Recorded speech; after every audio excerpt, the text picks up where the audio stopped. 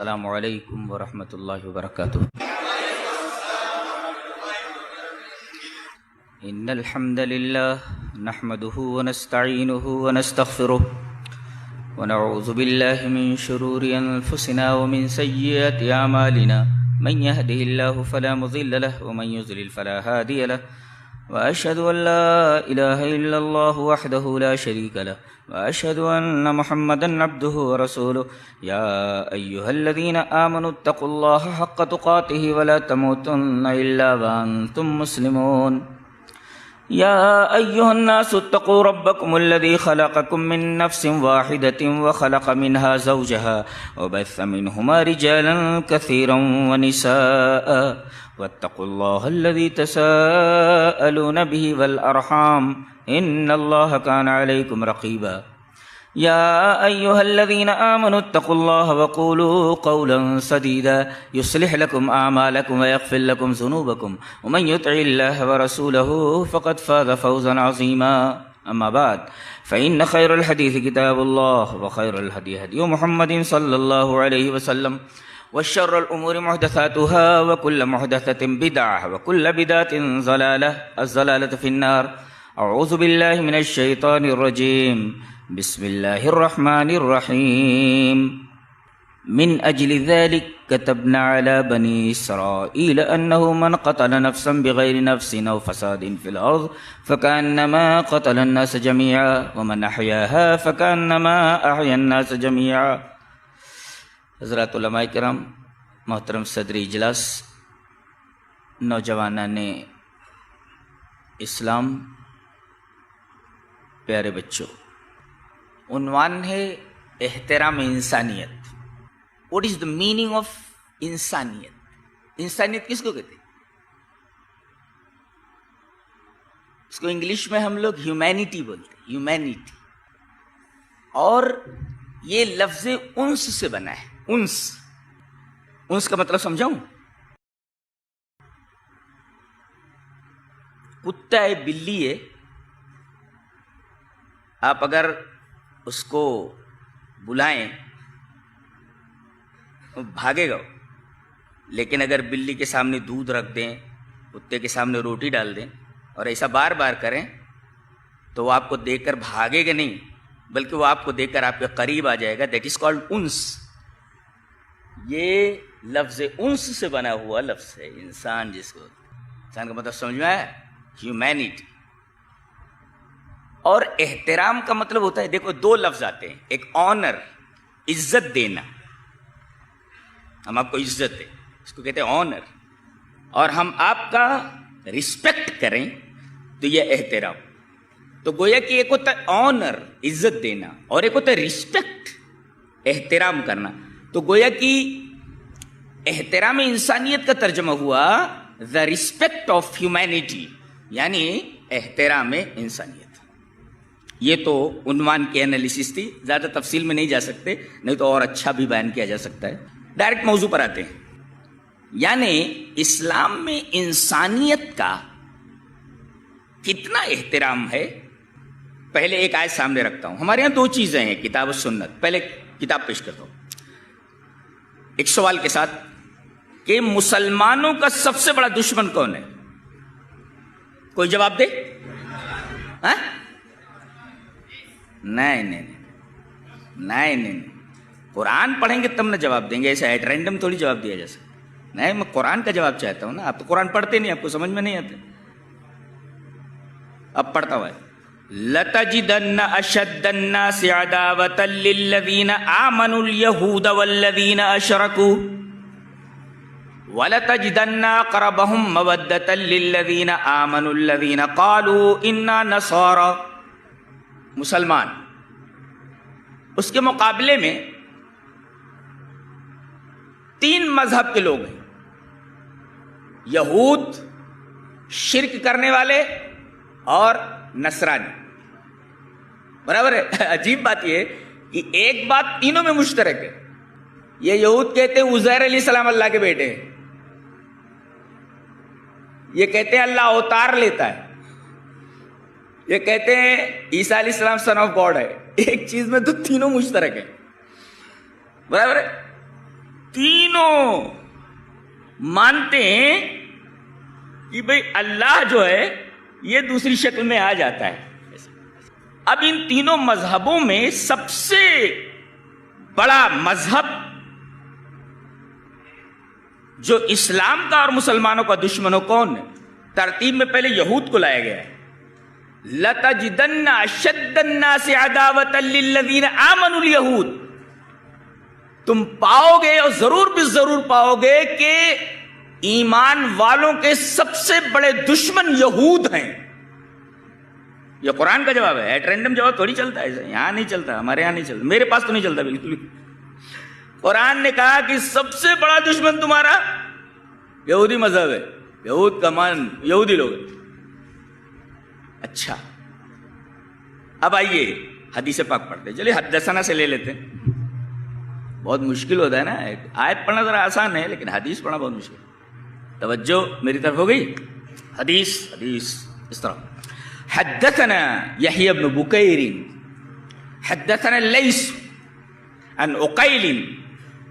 ایک بات بولوں, یہ اہل حدیث کا امتیاز ہے کہ جو بات بولتا ہے پرفیکٹ بولتا ہے. پہلے قرآن پیش کیا گیا, یہ سب سے بڑے دشمن یہود. اب حدیث پاک. حدثنا يحيى بن بكير حدثنا الليث عن عقيل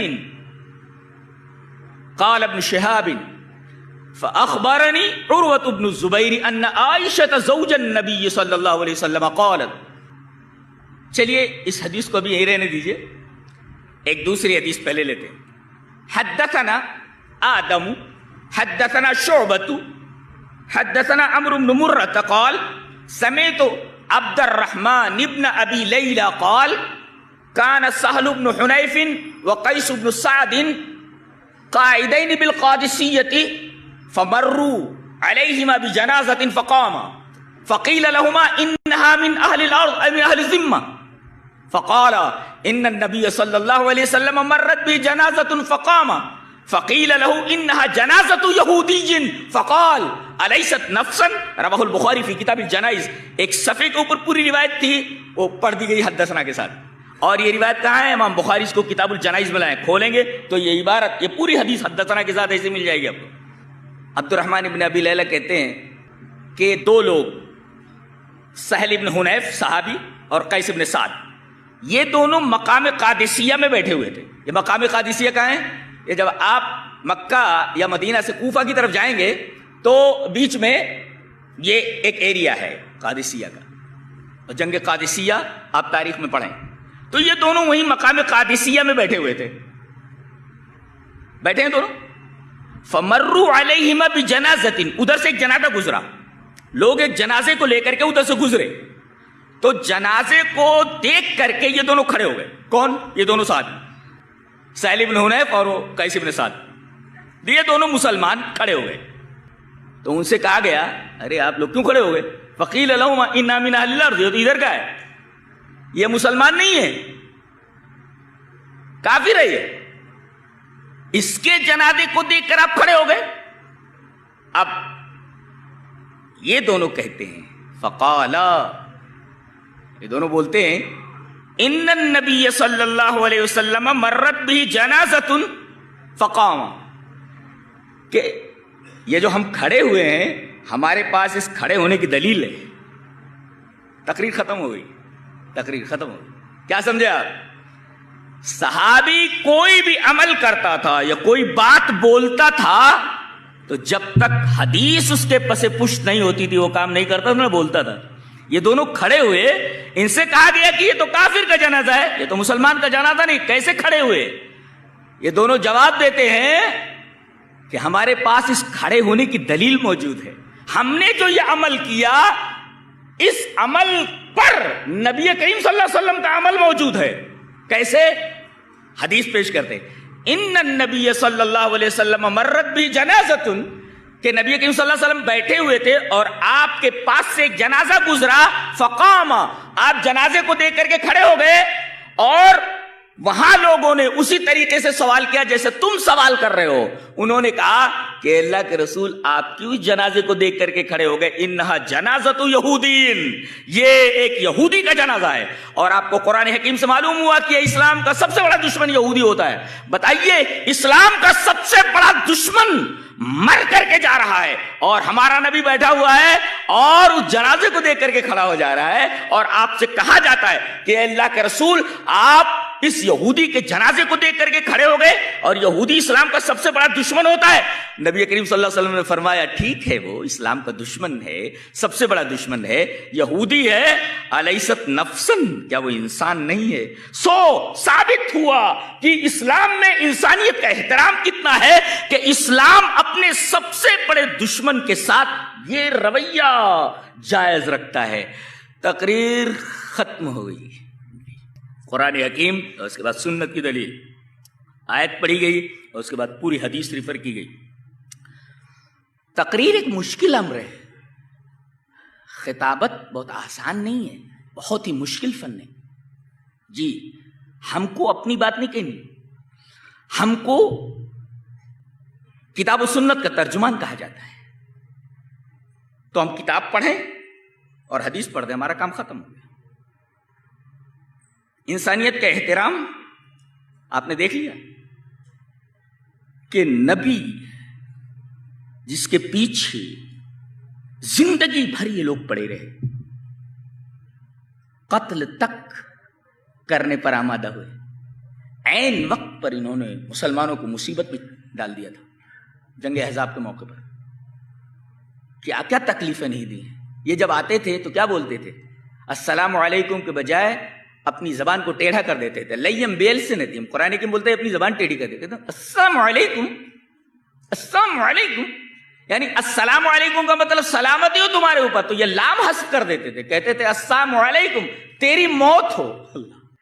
یعنی یہ نبی کے اتنے بڑے دشمن تھے کہ ہمیشہ یہ السلام علیکم کے بجائے السلام علیکم بولتے تھے. بتائیے، اسلام کے اور نبی کے اتنے بڑے دشمن کا ایک جنازہ جا رہا ہے اور نبی کریم صلی اللہ علیہ وسلم سے کہا جاتا ہے کہ یہ اسلام کے سب سے بڑے دشمن، آپ کے سب سے بڑے دشمن کا جنازہ ہے، آپ کیوں کھڑے ہو گئے؟ آپ نے فرمایا کہ یہ انسان نہیں ہے.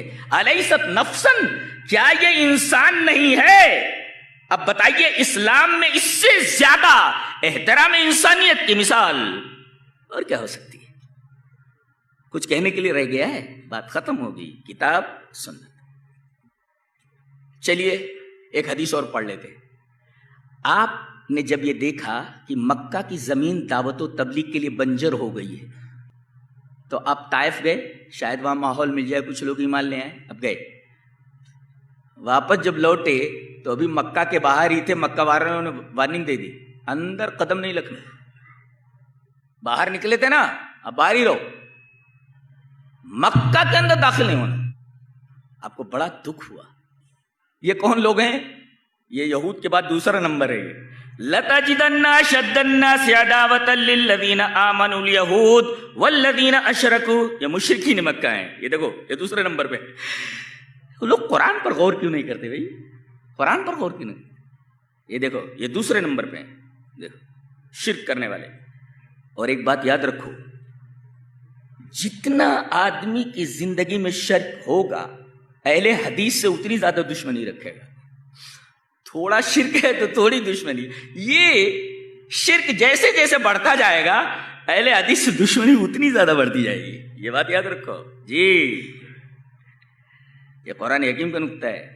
والذین اشرکوا، مشرکوں نے کہا نبی سے جو سراپا رحمت ہوتا ہے، اس رحمت کو اپنے درمیان رکھنے کے لیے تیار نہیں.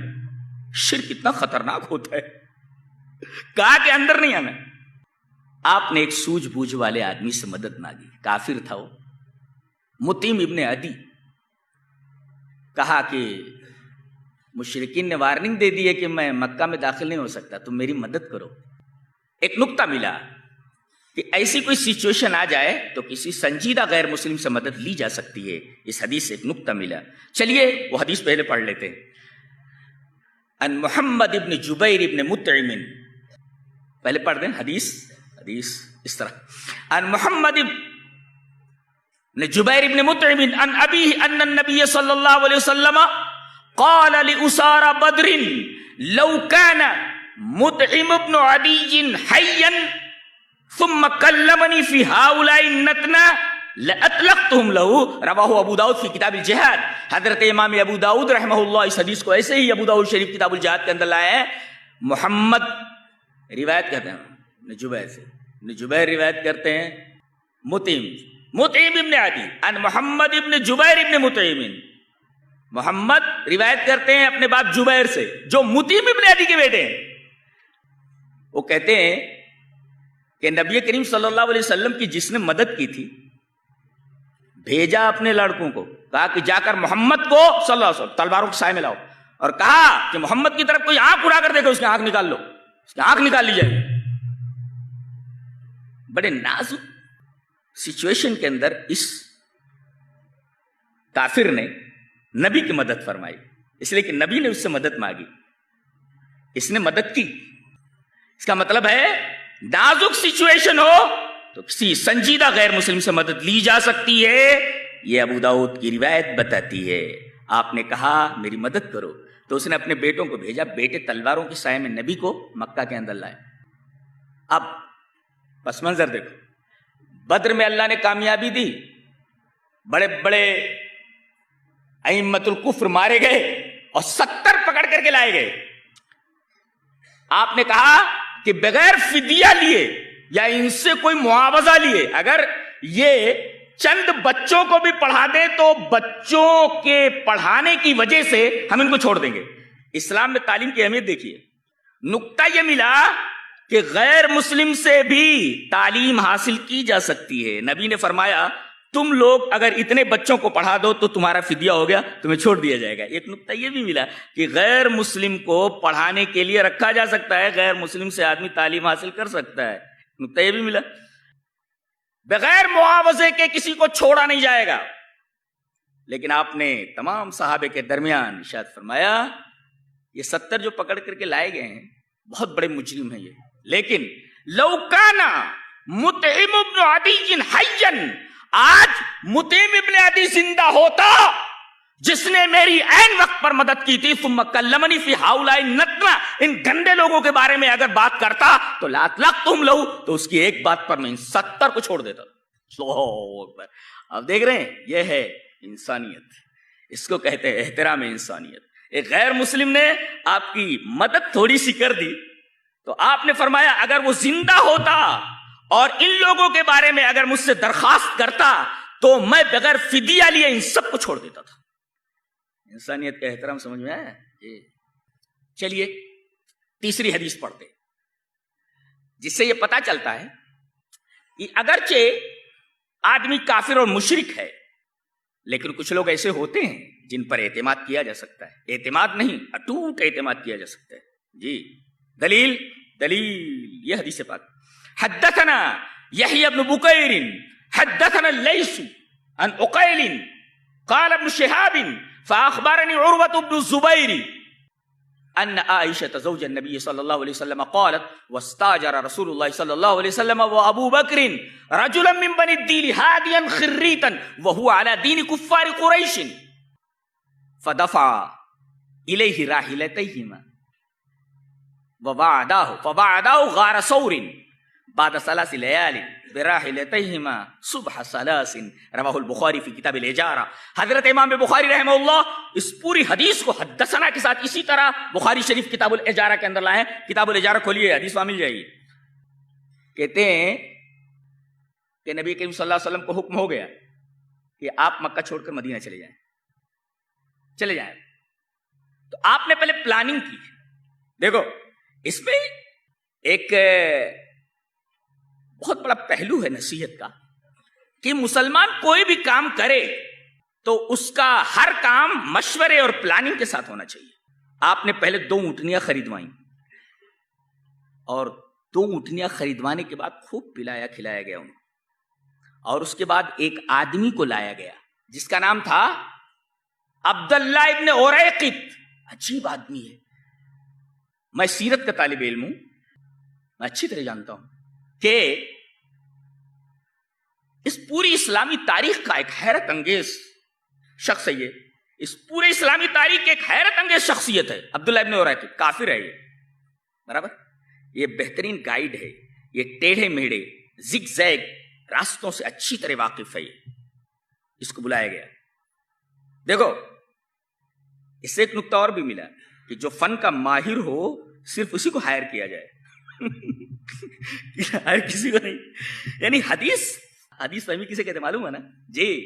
پلاننگ, مشورہ, اور اس کے بعد تیاری اور فل تیاری.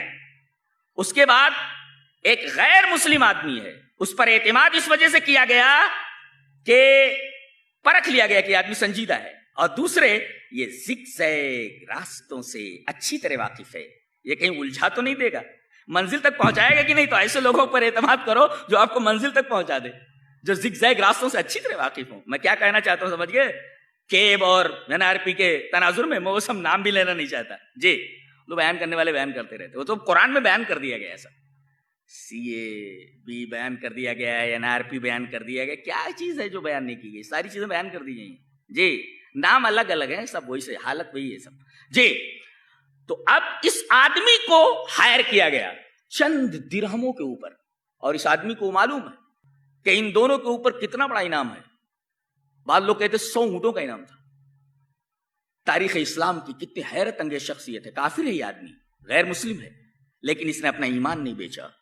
نقطہ یہ ملا کہ آپ 10 روپے کے اوپر ایک مسلمان, نام نہاد مسلمان, اپنا ایمان, اپنا ضمیر بیچ دیتا ہے. اس آدمی سے سبق لیا جائے کہ کافر ہے, چند درہموں کے اوپر یہ مکہ سے مدینہ کے ٹیڑھے میڑھے راستوں کی تکلیفیں برداشت کرنے کے لیے تیار ہے, لیکن دھوکہ دے کر کے 100 اونٹ لینے کے لیے تیار نہیں. اس کو کہتے ہیں ضمیر. ضمیر بہت بڑی چیز ہے.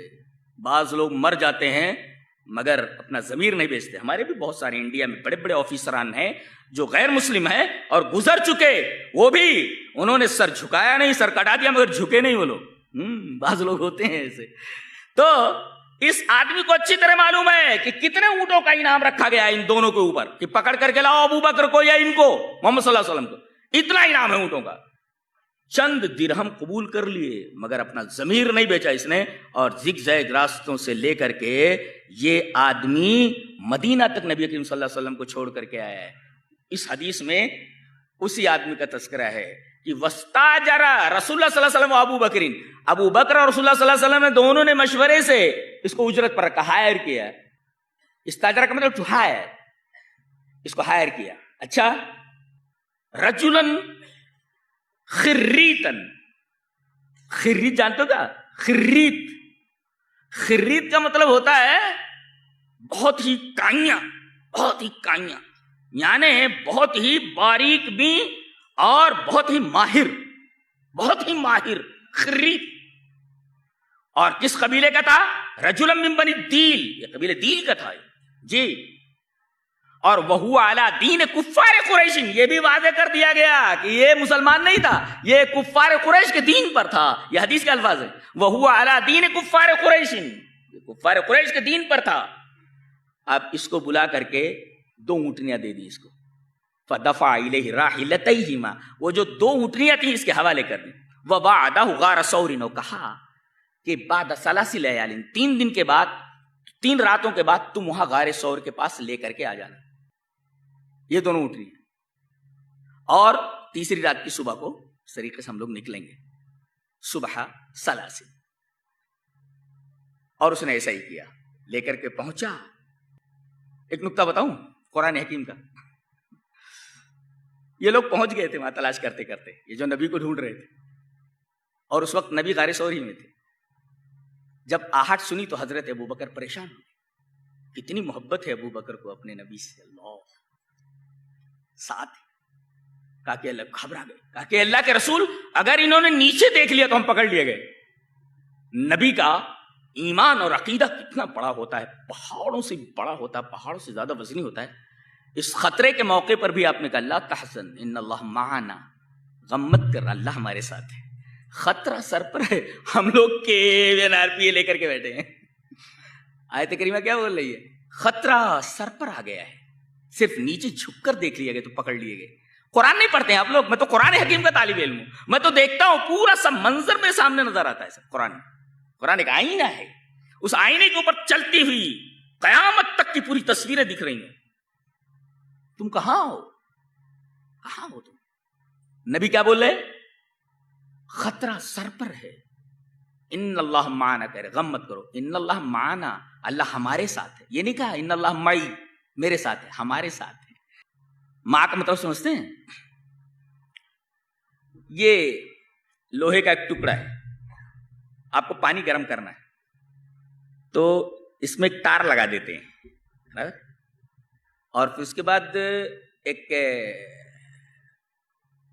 آلہ ہوتا ہے، اس کو وہاں ساکٹ میں اس کو لے جا کر کے لگا دیتے ہیں. بٹن ابھی دبایا نہیں، جب تک بٹن دبا نہیں ہے تب تک ایک بچہ بھی اس کو لے کر کھیل سکتا ہے، برابر ہے. لیکن بٹن دب گیا، کرنٹ ادھر آ گیا تو بچہ تو کیا ہاتھی بھی اس کے قریب نہیں جائے گا، اس لیے کہ کرنٹ کی معیت اس کے ساتھ ہے. ہمارا یقین ہے کہ اللہ اگر ہمارے ساتھ ہو تو دنیا ہمارے کیا بگاڑ سکتی ہے. یہی یقین ہمارے پاس نہیں. ان اللہ معنا، جو یقین ہمارے نبی کو تو ابو بکر کو تھا، ان اللہ معنا. اچھا جانتے ہیں یقین کی کمی کیسی ہوتی ہے؟ نبی کی امت کے درمیان اور موسیٰ کی امت کے درمیان فرق سمجھ میں آیا؟ نبی نے کیا کہا؟ لا تحزن ان اللہ معنا. ابو بکر غم مت کرو، اللہ میرے ساتھ بھی ہے، تمہارے ساتھ بھی ہے. نا معنا جمع کسے کا استعمال کیا گیا. اور مصیبت کے وقت، اچھا ایک مصیبت موسیٰ پر بھی آئی ہے اور ان کی قوم پر. یہ راتوں رات لے کر کے بنی اسرائیل کو نکل گئے. سامنے بحر قلزم ہے، بحر احمر جو اس کی شاخ ہے بحر قلزم کی، سامنے دریا ہے. آگے گئے تو ڈوبے، اور پیچھے فرعون کو معلوم ہو کہ وہ اپنا لشکر لے کر کے آ گیا. اب یہ بیچارے یہ چکی کے دو پاٹوں کے درمیان ہے. کتنا بڑا خطرہ ہے، ادھر جائیں تو موت، ادھر پلٹے تو موت، بھاگنے کا کوئی راستہ نہیں. ابو بکر نے یہ نہیں کہا کہ اللہ کے رسول آپ نے کہاں لا کر کے ہمیں پھنسا دیا، آپ کی بھی جان جانے والی، ہماری بھی جان جانے والی، یہ نہیں کہا انہوں نے. موسیٰ کی قوم بے صبری تھی، اس نے کیا کہا؟ قال اصحاب موسیٰ انا لمدرکون. اے موسیٰ، اصحاب موسیٰ نے کہا موسیٰ کہاں لا کر پھنسا دیا، ہم تو پکڑ لیے گئے. دیکھ رہے ہیں آپ، پکڑ لیے گئے. قال کلا کا چاپ، یو کا چاپ. قال کلا ان معی ربی، بے شک میرا رب میرے ساتھ ہے. دیکھیں قوم سامنے معنی نہیں کہا اس لیے کہ ان کا یقین نہیں تھا جیسا یقین ابو بکر کو تھا. اللہ پر رسول تھا. قرآن سمجھ میں آتا ہے کیا؟ وہاں معنی ہے، یہاں معی ہے، بے شک میرا رب میرے ساتھ ہے. وہ تو کہنا چاہیے تھا نا بے شک ہمارا رب ہمارے ساتھ ہے، گھبراؤ نہیں. وہ راستہ نکالے گا، سیاحین راستہ نکالے گا، لیکن انہوں نے نہیں کہا. نبی نے کہا غم مت کر، اللہ ہمارے ساتھ ہے، اور موسیٰ نے کہا چپ رہو، بے شک میرا رب میرے ساتھ ہے. دیکھ رہے ہیں آپ، یہ ہے قرآن حکیم کا نقطہ. خطرہ سامنے ہے لیکن آپ گھبرائے نہیں. ہم لوگ گھبرا جاتے ہیں. اب حزن کا مطلب ہوتا ہے اندیشے، یہ ہو جائے گا، وہ ہو جائے گا، ایسا ہو جائے گا تو کیا ہوگا، اس کو کہتے ہیں حزن. آدمی اسی میں پریشان رہتا ہے. قرآن پڑھو، سارے کے سارے شکوک و شبہات دور ہو جاتے ہیں. اصلی چیز تو اصلی دوائی کھا نہیں رہے ہو، پتہ نہیں کون کون سی دوائی کھا رہے ہو تو، اور تم کو پتہ نہیں کون کون سی دوائیاں دی جا رہی ہیں. وہ دوائی کارگر نہیں ہے، دوائی دوسری ہے. یہ دوائی آپ کے کام آنے والی نہیں ہے. دوائی وہ ہے جو قرآن دے رہا ہے.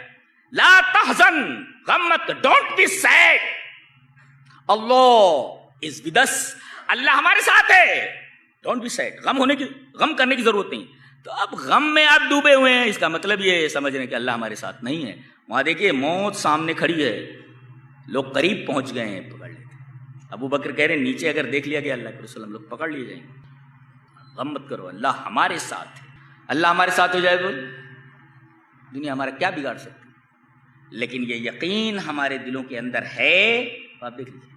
نہیں، یہ آدمی اپنے وعدے کے مطابق پہنچا اور زگزگ راستوں سے لے کر کے مدینہ تک چھوڑ کر کے آ گیا. کتنی ساری چیزیں ہیں، آپ اس واقعے پر غور کیجیے. پلاننگ ہے، مشورہ ہے، تیاری ہے، اور پھر ایک غیر مسلم جس کو آزمایا گیا ہے، سنجیدہ ہے، اس کو ہائر کیا. زگزگ راستوں سے واقف ہے. بہت ساری چیزیں ہیں ہجرت کے واقعے. اس حدیث کی روشنی میں آپ بہت کچھ سمجھ سکتے ہیں. اچھا چلیے ایک اور حدیث دیکھتے ہیں. احترام انسانیت اور یہ جو کچھ چل رہا ہے اس کے تناظر میں. حدیث اس طرح بہت ہی پیاری حدیث ہے. اس میں یہ بتایا گیا ہے، یہ حدیث پڑھتا ہوں. چلیے پہلے حدیث پڑھ لیتے ہیں. ان محمد وعبد الرحمن ابن ابی بکر قال، ان محمد وعبد الرحمن ابن ابی بکر قال ان النبی صلی اللہ علیہ وسلم قال لقد شهدت في دار ابن جدعان حلفا لو دعيت إليه في الإسلام لأجبت تحالفوا أن ترد الفضول على أهلها وألا يعز ظالم مظلوما. یہ الدلائل فی غریب الحدیث جس کے مصنف ہیں قاسم ابن ثابت ابن حزم العوفی، ان کی ایک بک ہے، اس کے اندر یہ روایت پوری سند صحیح کے ساتھ موجود ہے کہ نبی کریم صلی اللہ علیہ وسلم نے فرمایا کہ میں حاضر تھا ابن جدعان کے گھر میں جب حلف الفضول کی بات چل رہی تھی. بیک گراؤنڈ کیا ہے؟ مکہ میں بڑا ظلم کیا جاتا تھا لوگوں کے اوپر. جو طاقتور لوگ ہوتے تھے غریبوں کے اوپر بہت ظلم کرتے تھے، اور یہی نہیں بلکہ لوگوں کا مال لے لیا تو دیتے نہیں تھے. اور اسی طریقے سے کوئی مسافر آیا تو مسافر کا مال لوٹ لیتے تھے، پیسہ نہیں دیتے، مال لے لیتے پیسہ نہیں دیتے. تو چند نوجوانوں نے ابن جدعان کے گھر میں میٹنگ کی. اسی میٹنگ اور حلف لیا انہوں نے کہ ہم ایسا کریں گے. تحالفو، انہوں نے حلف لیا. اسی وجہ سے حلف نہ قسم، تو اسی وجہ سے اس کا نام حلف الفضول کہا گیا، رکھا گیا. اور یہ میرا خیال ہے حرف فجار کے بعد ایسا ہوا. ایسا تو نوجوان جتنے تھے وہاں نبی کو بھی بلایا گیا. آپ اس وقت نبی نہیں بنائے گئے تھے، آپ آئے، ابھی نوجوان تھے، خون گرم آپ کا بھی تھا اور آپ کو تو نبی بنایا جانے والا تھا، لہذا یہ تمام اوصاف آپ کے اندر بدرج اولا بدرج اتم موجود. آپ بھی آئے. نوجوانوں نے کہا محمد کو بھی بلا لاؤ صلی اللہ علیہ وسلم. نبی کریم صلی اللہ علیہ وسلم آئے. کہا کہ کس بات پر میٹنگ ہے، کس بات کا مشورہ؟ کہا کہ ہم نوجوانوں نے ایک بات طے کی ہے، آپ ہمارے ساتھ ہیں؟ بولیے وضاحت کیجیے. آپ نے فرمایا کیا باتیں ہیں وہ، میں سمجھ تو لوں. تو جب انہوں نے ایکسپلین کیا تو نبی نے کہا میں تمہارے ساتھ. ایک نقطہ یہ ملا، کسی تنظیم میں شامل ہونے سے پہلے یہ دیکھ لیا جائے کہ اس تنظیم کا بنیادی مقصد کیا ہے. کہیں یہ ہمارے لیے نقصان تو ہماری لوٹیا تو ڈبونے والی نہیں ہے.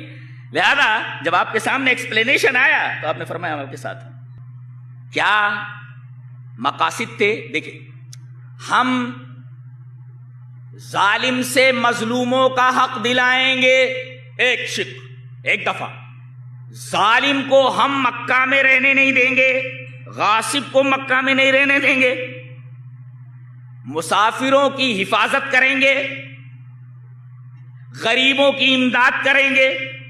کتنی اچھی اچھی باتیں، کتنی اچھی اچھی دھارائیں ہیں، شقیں ہیں. کتنی مظلوموں کے اوپر ظلم کرنے والوں کو رہنے نہیں دیں گے ہم، ان کا ناطقہ بند کر دیں گے ہم، اور ظالم سے مظلوم کا حق دلائیں گے.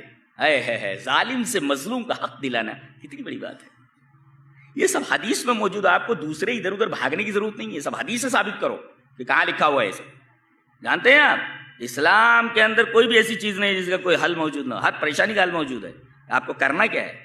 آپ کو غور کرنا ہے، دیکھنا ہے کہ اسلام میں اس سلسلے میں کیا ہدایت کی گئی ہے اور ہمیں کس طرف رہنمائی کی ہے. اچھا، اب یہ شقیں ہو گئی اور بڑے دنوں تک یہ تنظیم چلی، اور آخر میں جب یہ شق پوری کی پوری سب شقیں تیار ہو گئیں تو تمام لوگوں نے قسم کھائی، کیا ہم ان تمام چیزوں کے اوپر عمل کریں گے جب تک کبوتری جھاڑیوں کے اوپر گنگناتی رہے گی اور جب تک سمندر اپنے گھونگوں کو بھگوتا رہے گا. یہ دوام کے اوپر کوئی بات کہنی ہوتی تھی کہ ہمیشہ کریں گے ایسا، تو ایسی بات کہتے تھے. ہم اس وقت تک اس پر جمے رہیں گے جب تک سمندر اپنے گھونگوں کو بھگوتا رہے گا. ارے گھونگے تو بھیگتے رہیں گے نا جب تک سمندر میں ہے. تو یعنی دوام کے اوپر جب کوئی بات کہنی ہوتی تو اس طریقے کی بات کہتے تھے. اب دیکھو اس حدیث کے تناظر میں دیکھو، وہ زمانہ گزر گیا ہو. نبی کریم صلی اللہ علیہ وسلم نے فرمایا کہ جانتے ہو یہ ساری چیزیں، ظالم سے مظلوم کا حق دلانا، مسافروں کی حفاظت کرنا، غریبوں کی امداد کرنا. میں ابن جدعان کے گھر میں حاضر تھا. لقد شہدت فی دار ابن جدعان حلفا، اور لو دعیت الیہ فی الاسلام لعجبت، اگر آج بھی اسلام میں مجھے غیر مسلم لوگ بھی کوئی بھی ہو، مجھے اسلام کے اندر بھی آنے کے بعد، نبی بنائے جانے کے بعد مجھے کوئی ایسی تنظیم کی طرف بلائے جس کے یہ مقاصد ہوں تو لعجبت، میں اس کا ممبر بننے کے لیے تیار ہوں. لعجبت، میں قبول کرتا ہوں اس کو. کیا حلف تھی؟ تحالفوا ان ترد الفضول علی اہلها، انہوں نے قسم کھائی تھی کہ حق کو حقدار کو دے دو، حق حقدار کو دے دو. وَأَلَّا يَعُزَّ ظَالِمٌ مَظْلُومًا، اور ہم بالکل برداشت نہیں کریں گے کہ کوئی ظالم کسی مظلوم کے اوپر اپنا روب جمانے کی کوشش کرے اور کوئی ظلم کر کے نکل جائے. اگر آج بھی غیر مسلم بھی کوئی کچھ لوگ یا کوئی بھی اگر ایسی تنظیم بناتا ہے تو اس کا ممبر بننے کے لیے تیار ہوں. اللہ، یہ انسانیت ہے. دیکھیے، یہ نہیں دیکھا گیا کہ یہ غیر مسلم لوگ، نبی نے نہیں فرمایا کہ وہ غیر مسلم نہیں ہونے چاہیے. نبی نے یہ دیکھا کہ اس میں انسانیت کا فائدہ کیا ہے، انسانیت کہیں مجروح تو نہیں ہو رہی وغیرہ. ایک بات لوگ بولتے ہیں، آپ لوگ بالکل میری طرف متوجہ ہو جائیے. اب جو بات کہنے جا رہا ہوں، غیر مسلموں میں ایک لیکچر ہو رہا تھا میرا.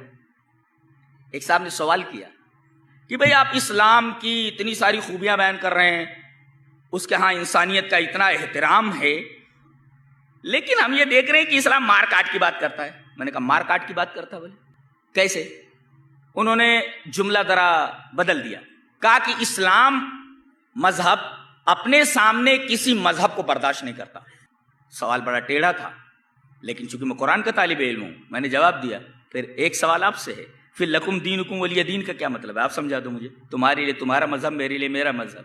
ذرا سمجھائیے آپ. ایک دم خاموش ہو گیا، ایک دم خاموش ہو گیا. کہا کہ اسلام مذہب کا مزاج یہ ہے کہ وہ کسی دوسرے مذہب کو دیکھنا نہیں چاہتا، برداشت نہیں کرنا چاہتا، اس کو مٹا دینا چاہتا ہے. تو میں نے کہا اس آیت کریمہ کا مطلب بتا دو. لکم دینکم ولی دین، تمہارے لیے تمہارا مذہب، میرے لیے میرا مذہب. یہ کیا ہے؟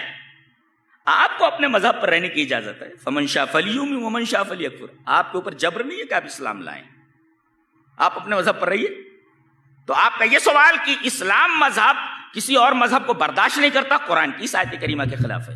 اچھا، پھر انہوں نے ایک سوال کیا، پھر اگر یہ انسانیت کا اتنا احترام کرتا ہے تو بات بات میں جہاد، بات بات میں مار کاٹ کی بات کیوں کرتا؟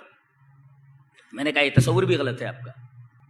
میں نے کہا کہ بتائیے آپ نے گیتا کو پڑھا ہے؟ انہوں نے کہا ہاں تھوڑا تھوڑا سے پڑھا ہے. میں نے کہا میں سنسکرت کا طالب علم ہوں. جی، میں نے براہ راست گیتا کو پہلے ٹیکا کے ساتھ پڑھا ہے اور اس کے بعد پھر میں نے سنسکرت سے پڑھا ہے. جی، آپ جانتے ہیں مجھے؟ نہیں. میں نے کہا کہ بتائیے اگر جنگ ظلم کے خلاف ہو، ارے کوروں سے پانڈوں نے کیا مانگا تھا؟ 5 گاؤں ہی تو مانگے تھے 5 بھائیوں کے لیے، ایک ایک گاؤں دے دو. دریودھن نے کیا کہا تھا؟ کوروں کا جو ولی عہد تھا اس نے کہا تھا بغیر جنگ کے ہم نہیں دیں گے. آپ کو ایک تنکا بھی لینا ہے تو آپ کو جنگ کرنی پڑے گی. اب بتائیے یہ مقابلے میں جو آئے کورو پانڈو آمنے سامنے ہوئے، جبکہ 2 سگے بھائیوں کے بیٹے ہیں، دھرتراشٹر کے اور پانڈو کے، آمنے سامنے پورے.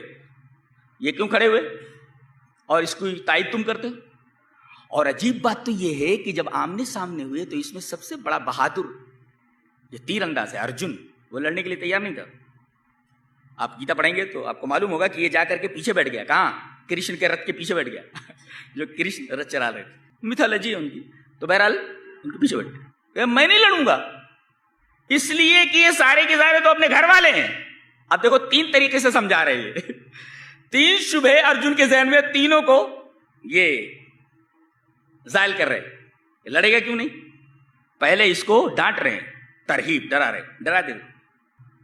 اتھ چیتممم دھرمم سنگرامم نہ کرشیسی تتسو دھرمم کیرتم چ ہتوا پاپم اواپسیسی. جی، اسٹائل ہے سنسکرت شلوک پڑھنے کی. جی، ات کے معنی لیکن، چت کے معنی اگر. اگر تو کون کہہ رہے کرشن کو، ارجن کو جو لڑنے کے لیے تیار نہیں. اتھ چیتممم دھرمم، اس دھرم کی لڑائی میں، یہ جو دھرم یکت ہے، سنگرامم نہ کرشیسی، اگر تو یہ جنگ نہیں کرے گا تو تتسو دھرمم کیرتم چا، تو سو دھرم یا اپنے دھرم اور کیرتی، کیرتی مانے نیک عمل، ہتا چھوڑ کر پاپم اواپسیسی، تو پاپ کو پراپت ہوگا. چلیے ڈرا دیا انہوں نے، اگر لڑے گا نہیں تو پاپی ہوگا. یہ دیکھیے اس کو کہتے ترغیب، ڈرا دینا. ارے پاپی بن جائے گا اگر لڑے گا نہیں تو، پاپم اواپسیسی. اور اس کے بعد اب ترغیب دے رہے، ترغیب دیکھو. ہتو وا پراپسیسی سورگم جتوا وا بھوکشسے مہیم تسمادُتِّشٹھ کونتیہ یدھایہ کِتنشچیہ. بہت مشکل زبان ہے یہ، پھر سے پڑھتا ہوں. ہتو وا پراپسیسی سورگم جتوا وا بھوکشسے مہیم تسمادُتِّشٹھ کونتیہ یدھایہ کِتنشچیہ. یہ ترغیب ہے کیا کہ اگر مر گیا تو، نقطہ دیکھو، ہت کے مقابلے میں جتوا لایا گیا ہے. جتوا میں کتو پرتے کر کے کر جتوا جیت کر، ہتوا چھوڑ کر وغیرہ وغیرہ کتو پرتے. تو مر گیا تو جنت. ہتو وا پراپسیسی سورگم، لڑے گا تو دو چیزیں، مر گیا ہتا ہو گیا، مر گیا تو جنت سورگم. جتوا وا اگر جیا زندگی رہی تو بھوکش سے مہیم، تو غازی، تو زمین کی چیزوں کو بھوج کرے گا، تو استعمال کرے گا. تو دلیل دیتے ہوئے کہا تسمات مانے تو اس لیے، دیر فور، تو تسمادُتِّشٹھ کونتیہ، اے کنتی کے پتر ارجن، یدھایہ کِتنشچیہ، تو یدھ کے لیے تو پورا عزم کر کے میدان میں آ جا. اب دیکھیں یہاں جنت کا حوالہ دے رہے، یہ ہے ترغیب. اچھا ایک شبہ پھر پیدا ہوا ارجن کے ذہن میں، اس شبہ کا ازالہ کرے کرشن. مر گیا تو یہ جان نکل جائے گی نا بدن سے، تو اب کرشن اس کا ازالہ کر رہے ہیں. کیا کہہ رہے ہیں دیکھو، یینم ویتی ہنتارم یشچینم منیتے ہتم ابھو تو نہ وجانیتہ نایم ہنتی نہ ہنیتے. کتنی عجیب بات کہہ رہے ہیں. کیا یہ اینم ویتی ہنتارم، جو آدمی یہ سمجھتا ہے کہ روح مرتی ہے اور روح ماری جاتی ہے، اگر یہ تصور ہے اس کا، یہ عقیدہ ہے، تو ابھو تو نہ وجانیتہ، دونوں لا علم ہے، دونوں جاہل ہیں. نایم ہنتی نہ ہنیتے، نہ روح مارتی ہے نہ ماری جاتی ہے. اب دیکھیے جناب، معاملہ یہ تھا کہ بدن سے روح نکل گئی تو مطلب روح، ارے بولے روح مرتی نہیں، روح تو زندہ رہتی ہے نا، صرف بدن سے نکل جاتی ہے، تو کیا کرے گا لے کر کے بدن، یہ کہہ رہے ہیں. اچھا اس کے بعد کہتے ہیں نینم چھندنتی شسترانی نینم دہتی پاوکہ نہ چینم کلیدینتیاپہ نہ شوشیتی ماروتہ. اس طرح پڑھنے کے لیے سنسکرت کا گرامر اچھی طرح ہونا چاہیے. گرامر پر کتاب لکھ چکا ہوں میں انشاءاللہ، 700 صفحات پر، اتنی ضخیم کتاب سنسکرت اردو گرامر. اب تک انڈیا میں نہیں لکھا گیا، تیار ہو گئی، میری ٹائپسٹ نے پوری ٹائپ کر دی الحمدللہ. تو نینم چھندنتی شسترانی نینم قاعدہ کتنا عجیب ہوتا ہے. دیکھو مذکر الگ ہوتا ہے، میسکولین جینڈر الگ ہوتا ہے، فیمینین الگ ہوتا ہے، نیوٹر الگ ہوتا ہے، عجیب سا معاملہ ہے. شسترم شستر شستران، ایک شستر، دو شستر، کئی شستر. عربی میں جیسے تسنیہ ہوتا ہے نا، ایسے اس میں تسنیہ ہوتا ہے. انگریزی میں تو ہم لوگ بوتھ سے کام چلاتے ہیں، آئی ول کل بوتھ آف دیم، تو بوتھ سے کام چلا لیا آپ نے. الگ سے تسنیہ نہیں ہوتا انگلش میں جی، لیکن اس میں تسنیہ ہوتا ہے عربی کی طرح. نینم چھندنتی شسترانی پشپم پشپے پشپانی، نینم چھندنتی شسترانی نینم دہتی پاوکہ نہ چینم کلیدینتیاپہ نہ شوشیتی ماروتہ. ماروت مانے ہوا. اچھا نہ اینم، نہ اس کو، دوسری بھی ویکتی اس کو، نہ اینم ویتی سمجھتا ہے، یہ اینم جو اس کو سمجھتا ہے. کیا نینم چھندنتی شسترانی، یہ آتما جو ہے اس کو چھند نہیں کر سکتے آپ، کاٹ نہیں سکتے، اسے کاٹا نہیں جا سکتا. نینم دہتی پاوکہ، پاوک مانے آگ، آگ اس کو دہ نہیں کر سکتے، آگ جلا نہیں سکتی. اور نہ چینم کلیدینتیاپہ، نہ پانی، آپ مانے پانی، آپ یعنی پانی اس کو بھگو نہیں سکتا. نہ شوشیتی ماروتہ، نہ تو ہوا اس کو سکھا سکتی. اب بولے روح کا حال یہ ہے کہ نہ تو پانی بھگو سکتا ہے، نہ آگ جلا سکتی ہے، نہ اس کو کاٹا جا سکتا کسی شسٹر کے ذریعے، اور نہ ہوا اس کو سکھا سکتی. کاہے کو پڑا ہوا بدن کے پیچھے، روح تو ہے نا. اور دیکھو ترغیب، بیچارہ لڑنے کے لیے تیار ہو جاتا. دیکھو ترغیب ترہیب، اور اس کے بعد وہ جو شبہ پیدا ہوا کہ بدن سے روح نکل گئی تو کیا ہوگا. قرآن حکیم میں دیکھو کیسے کہا گیا، جہاں پر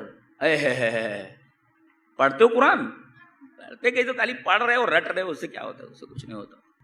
21واں پارہ کھولو، اس کا دوسرا صفحہ. جہاں، غور سے سن رہے ہو نا، جہاں ایمان پر، عقیدے پر، اسلام پر رہنا مشکل ہو جائے تو وہ جگہ چھوڑ دو، ڈٹے یہی رہیں گے. ارے اسلام پر آ جاؤ، اللہ انتظام کر دے گا. اگر کسی جگہ پر رہنا محال ہو جائے کہ اسلام پر نہیں رہ سکتے، تم اپنے عقیدے پر نہیں رہ سکتے، تو وہ جگہ چھوڑ دو. سوال پیدا ہوا، مر گئے تو کیا؟ مر گئے تو آگے فوراً کہا گیا، آپ صفحہ کھول دیجئے، صبح پیدا ہو رہا ہے جواب. یہ قرآن حکیم کا اندازہ بولنے کا. کل نفس ذائقۃ الموت، آگے فوراً بات، شبہ پیدا ہوا نا، فوراً جواب دیا گیا. کس کو زندہ رہنا ہے؟ ایک دن تو سب کو مر جانا ہے. اچھا، پھر اس کے بعد سوال پیدا ہوا، ارے بھائی جمع جمایا دھندا ہے، جمع جمایا دھندا ہے، چھوڑ کر کے چلے گئے تو یہ تو یقین ہے نا، یہ تو یقین ہے، اور آگے پتا نہیں دھندا جمے گا کہ نہیں جمے گا. تو اب یہاں جمے جمائے دھندے کو چھوڑ کر دوسری جگہ چلے گئے تو جواب دیا گیا، وَكَأَيٍّ مِّن دَابَّةٍ لَّا تَحْمِلُ رِزْقَهَا اللَّهُ يَرْزُقُهَا وَإِيَّاكُمْ. یہ پرندے دیکھو، کیڑے مکوڑے، یہ کہاں اپنا رزق اپنے ساتھ لیے چلتے پھرتے. کیا سوال انسان کے ذہن میں ہے، اور کس طرح قرآن حکیم ترتیب وار جواب دے رہا ہے. اسلام پر اگر نہیں رہ سکتے جگہ چھوڑ دو. اچھا مر گئے تو، بولے مرنا تو سب کو ہے، کل نفس ذائقۃ الموت. اچھا دوسری جگہ چلے دھندا، ارے بولے کہاں، وَكَأَيٍّ مِّن دَابَّةٍ لَّا تَحْمِلُ رِزْقَهَا. کیسے پرندے ہیں، ان کو روزی مل رہی ہے، کہاں اپنے ساتھ لیے پھرتے ہیں، جہاں جاتے ہیں روزی ان کو مل جاتی ہے، اپنے گھونسلوں سے نکلتے ہیں. کیا بات ہے. سوال، اور اس کے بعد آخر میں فنیشنگ ٹچ دیا گیا، انما هذه الحیات الدنیا لہو ولعب وان الدار الاخرۃ لہی الحیوان. کہاں دنیا کے پیچھے پڑے ہوئے، آخرت کی زندگی یہ ہمیشہ رہنے والی زندگی. کیا ترتیب قرآن حکیم کی تمام شبہات کا ازالہ کرتا ہے، اور دل کو ایک طریقے کا سکون ملتا ہے کہ ہمیں کب کیا کرنا ہے، اور ہمیں کس سچویشن کو کس طرح ڈیل کرنا ہے اور کس طرح سنبھالنا ہے. تو یہ چند چیزیں تھیں بکھری بکھری سی، میں ان کو مجتمع کر پایا ہوں کہ نہیں، یہ تو بہرحال اب تو عالم یہ ہے کہ بھئی کچھ بھی بول دیتا ہوں. اتنی تقریریں ہو چکی ہیں، اتنے لیکچرز ہیں میرے، سب آپ لوگ سنتے ہی رہتے ہیں. تو آج میرے ذہن میں جو بات آئی آپ کے سامنے میں نے پیش کر دیا. اللہ تبارک و تعالی ہمیں نیک عمل اور اچھی سمجھ کی توفیق عطا فرمائے. وآخر دعوانا الحمدللہ رب العالمین. السلام علیکم.